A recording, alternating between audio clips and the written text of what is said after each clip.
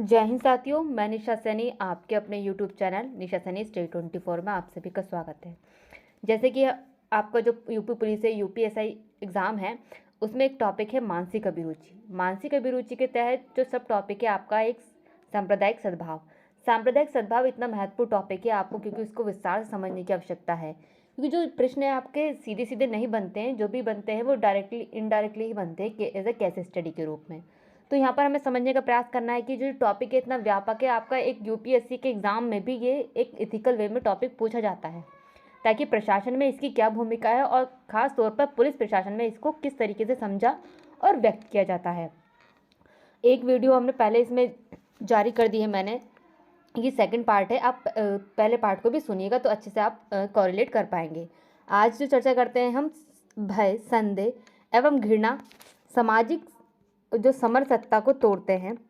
यानी ये तीन तत्व ऐसे हैं जो समाज की एकता को खंडित करते हैं। इनकी अग्नि से सांप्रदायिक सद्भावना भस्म होती है। वही सांप्रदायिक एकता तभी स्थापित होगी जब हम मानवता की एकात्मकता को स्वीकार करेंगे। कहते हैं कि समाज में संदेह, भय और घृणा यदि है तो आपकी सांप्रदायिक सद्भावना भस्म हो जाती है। यदि ये नहीं है तो आपकी मानवता एकात्मकता को विस्तार पूर्वक व्यक्त किया जाता है। वहीं आगे समझते हैं कि हम ये स्वीकार कर लें कि दो संप्रदायों के बीच भेदभाव की दीवार का कोई ठोस आधार नहीं है। यानी दो संप्रदाय हैं, उनके बीच कोई भेदभाव का कोई ठोस आधार नहीं है। जो भी आधार है ये दीवारें नीत हैं स्वार्थों की। जो ये यानी भेदभाव जो होता है ना, वो केवल स्वार्थों पर ही निर्धारित होता है, यानी आधारित होता है। वहीं भारत ने सांप्रदायिक विभाजन का दंश झेल रखा है। उसके साथ ही जब विभाजन हुआ था तो जान माल की हानि, असहनीय क्षति हुई थी। वहीं अविश्वास का जन्म हुआ, असंतोष बढ़ा, असंतोष से अशांति फैली। जहाँ अशांति है वहाँ प्रगति का पथ कंकटी हो जाता है। यानी आपका जो प्रगति का पद है वहाँ पे कंकड़ों से भरा हुआ हो जाता है। कब? जब सांप्रदायिक विभाजन होता है। सांप्रदायिक विभाजन आप समझ सकते हैं कि कितना ही महत्वपूर्ण है समझने को, कि यदि सांप्रदायिक विभाजन हमारे देश में होता रहा तो आप कितनी ज़्यादा विकास में अपनी बाधाओं जो भी संभावना है उसकी अभिवृद्धि को ही प्राप्त कर पाएंगे। वहीं सांप्रदायिक सद्भाव क्षेत्रीय आवश्यकता नहीं है बल्कि एक अंतर्राष्ट्रीय अपरिहार्यता है। ये सांप्रदायिक सद्भाव जो है आपके क्षेत्र विशेष का ही नहीं बल्कि ये पूरे अंतर्राष्ट्रीय स्तर पर एक बहुत ज़्यादा महत्वपूर्ण भूमिका निभाता है। वहीं संस्कृतियों के बीच आपसी सद्भाव ही प्रगति संभव है। यानी संस्कृतियों के बीच आपसी सद्भाव ही प्रगति संभव है।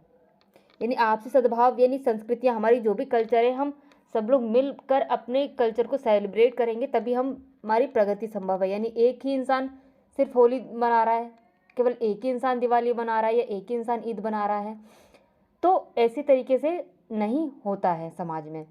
यदि किसी की ईद है तो आप सब सारी एकता को स्थापित करने के लिए हिंदू मुस्लिम सारे भाई उनको बधाई देते हैं। वो होता है सांप्रदायिक सद्भाव को व्यक्त करने का एक अच्छा उदाहरण। हमारे समय के समाज में एक तरीके से सांप्रदायिक उन्माद की कोई जगह नहीं थी। यहाँ आएगा सांप्रदायिक उन्माद की कोई जगह नहीं थी। अब जो है हर व्यक्ति के सरोकार का प्रश्न है। ये सांप्रदायिक सौहार्द है, सांप्रदायिक सद्भाव है, इस हर किसी व्यक्ति के एक सरोकार करने का, जानने का प्रश्न है। ठीक है। अब अशिक्षा, गरीबी, बेकारी तथा भुखमरी से जूझ रहे विश्व में सांप्रदायिक विवाद को एक समस्या बना देना, उनसे मुंह फेर लेना है। यानी यह सांप्रदायिकवाद आएगा। यानी अशिक्षा, गरीबी, बेकारी, भुखमरी का एजेंडा जो लोग फैलाते हैं ना, वो सही बात नहीं बताते हैं कि सांप्रदायिक सौहार्द क्यों बिखर रहा है। कहने का है इन सब बातों को उजागर करके आप मुख्य बात जो है सांप्रदायिक विभाजन की, उससे मुंह फेर लेते हैं। उसी तरीके से आगे समझते हैं कि हमें सामाजिक समस्याओं पर ध्यान देना चाहिए, क्योंकि ना कि सांप्रदायिकता को देखकर एक ऐसी समस्या को बुलावा देना जिसके कारण सामाजिक विषमता की प्रवृत्ति को बढ़े। हमें समाज की समस्या को पर ध्यान देना चाहिए, ना कि सांप्रदायिकता को देखकर एक समस्या को बुलावा। यानी हमें हर समस्या को ध्यान से सूक्ष्म रूप से उसका चिंतन मनन करना है और उसको हल करने का एक तरीके से जिम्मेदारी लेनी है। आज ज़रूरत है समाज को एक सूत्र में बांधने की। सामाजिक बिखराव अन्य समस्याएं कम होने की जगह खाद दे रही हैं। यदि सामाजिक बिखराव होगा तो अन्य समस्याएं को भी खाद मिलेगी, यानी अन्य समस्याएं भी फलीभूत होंगी। इसलिए सांप्रदायिक सौहार्द इतना ज़रूरी है कि आप समझिए कि आप एक समाज में रह रहे हैं तो किस तरीके से ये अपनी भूमिका निभाता है। भूमिका निभाने के तहत हम समझने का प्रयास करते हैं कि भारत सांप्रदायिक विभाजन की समस्या से दो चार होता रहा है। भारत सांप्रदायिक विभाजन से दो चार होता रहा है और भारत की सांप्रदायिकता आधुनिकता की देन है। आधुनिकता की देन कैसे है? भारत की जो सांप्रदायिकता है, बंटवारा है, वो आधुनिकता की देन कैसे है? किस तरीके से आधुनिकता की देन माना जा रहा है? क्योंकि अंग्रेजों ने देश पर शासन की उत्तरजीविता के लिए संप्रदायों के बीच विभाजन की प्रवृत्ति को एक तरीके से नीति करा था।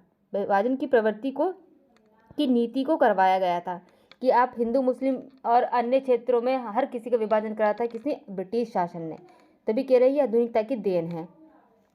आगे समझते हैं कि आतंकवाद की बढ़ती प्रवृत्ति ने सांप्रदायिक सद्भाव को नुकसान बहुत ज़्यादा पहुंचाया है। अब समझने का प्रयास करते हैं इसमें पुलिस की भूमिका किस प्रकार निर्धारित की गई। पुलिस की भूमिका हमारी क्या है सांप्रदायिक सद्भाव में? सांप्रदायिक सद्भाव के निर्माण में पुलिस की भूमिका निर्धारित है। पुलिस तत्व को मजबूत कर इसे प्रभावी बनाया जा सकता है। यदि पुलिस तत्व मजबूत होगा, सांप्रदायिक सौहार्द बहुत ज़्यादा अच्छे से अपनी भूमिका निभा सकता है। वहीं सामाजिक एकता तथा सौहार्द के निर्माण के लिए पुलिस की स्वच्छ छवि तथा मानवीय चेतना को समृद्ध करने की ज़रूरत है। यानी पुलिस की स्वच्छ छवि होना बहुत ज़्यादा ज़रूरी है, ताकि यदि पुलिस पर ही विश्वास नहीं होगा तो हमारा सांप्रदायिक समाज जो है एक तरीके से तितर बितर होने की संभावना रहेगी। वही समझते हैं कि सांप्रदायिक उन्माद पैदा करने वाले लोगों को दंडित करने तथा सद्भाव को प्रोत्साहित करने की प्रक्रिया को महत्व देना जरूरी है। यानी एक तरीके से सांप्रदायिक जो उन्माद फैलाते हैं उनको दंडित करना जरूरी, दंड देना जरूरी है, ताकि वो आगे इस तरीके से दोबारा उन्माद ना फैलाएं। वहीं भारत में पुलिस व्यवस्था सांप्रदायिक सद्भाव के लिए व्यवहारिक भूमिका निभाती है। यानी सांप्रदायिकता को अगर आपको निभाना है पुलिस प्रणाली के जरिए तो आप व्यवहारिक तौर पर उसको अच्छे से निभा सकते हैं, कि समझा बुझाकर अच्छे से आपको निर्वाह कर सकते हैं अपनी भूमिका को। वहीं पुलिस को व्यक्ति के बीच भेद नहीं करना चाहिए। पुलिस जो एक न्याय का प्रतीक भी है कि वो हर किसी को न्याय प्रदान करने की क्षमता रखता है। तो भी कह रहे हैं कि व्यक्ति के बीच भेद नहीं करना चाहिए पुलिस को। वही ईमानदार प्रशासन, संवेदनशील राजनीति व्यवस्था, शिक्षित जागरूक समाज, व्यापक दृष्टिकोण, समग्र सोच, निष्पक्ष न्यायिक निर्णय ही सांप्रदायिक सद्भाव को मजबूत करने में सहायक होंगे।